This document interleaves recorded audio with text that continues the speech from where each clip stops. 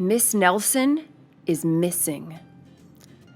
The kids in room 207 were misbehaving again. Spitballs stuck to the ceiling. Paper planes whizzed through the air. They were the worst behaved class in the whole school. "Now settle down," said Miss Nelson in a sweet voice. But the class would not settle down. They whispered and giggled. They squirmed and made faces. They were even rude during story hour. And they always refused to do their lessons. "Something will have to be done," said Miss Nelson. The next morning, Miss Nelson did not come to school. "Wow!" yelled the kids. "Now we can really act up." They began to make more spitballs and paper planes. "Today, let's just be terrible," they said. "Not so fast," hissed an unpleasant voice. A woman in an ugly black dress stood before them. "I am your new teacher, Miss Viola Swamp." And she rapped the desk with her ruler.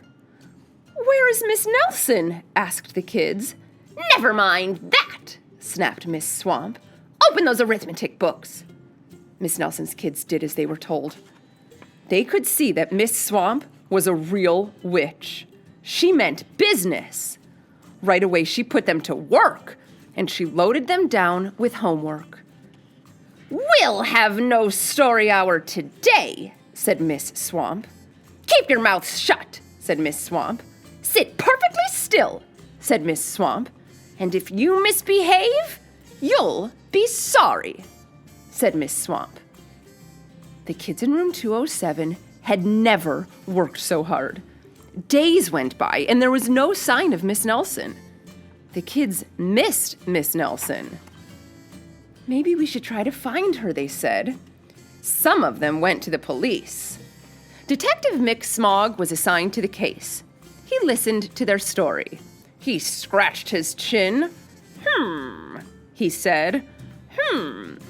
"I think Miss Nelson is missing." Detective Mick Smog would not be much help. Other kids went to Miss Nelson's house. The shades were tightly drawn and no one answered the door. In fact, the only person they did see was the wicked Miss Viola Swamp coming up to the street. "If she sees us, she'll give us more homework." They got away just in time. "Maybe something terrible happened to Miss Nelson. Maybe she was gobbled up by a shark," said one of the kids. But that didn't seem likely. "Maybe Miss Nelson went to Mars," said another kid. But that didn't seem likely either. "I know," exclaimed one know-it-all. "Maybe Miss Nelson's car was carried off by a swarm of angry butterflies." But that was the least likely of all. The kids in room 207 became very discouraged. It seemed that Miss Nelson was never coming back, and they would be stuck with Miss Viola Swamp forever. They heard footsteps in the hall. "Here comes the witch," they whispered. "Hello, children," someone said in a sweet voice. It was Miss Nelson. "Did you miss me?" she asked.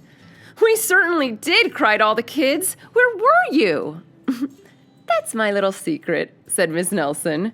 "How about a story hour?" "Oh, yes," cried the kids. Miss Nelson noticed that during story hour, no one was rude or silly.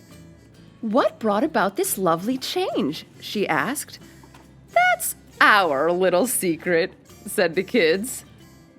Back home, Miss Nelson took off her coat and hung it in the closet, right next to an ugly black dress. When it was time for bed, she sang a little song.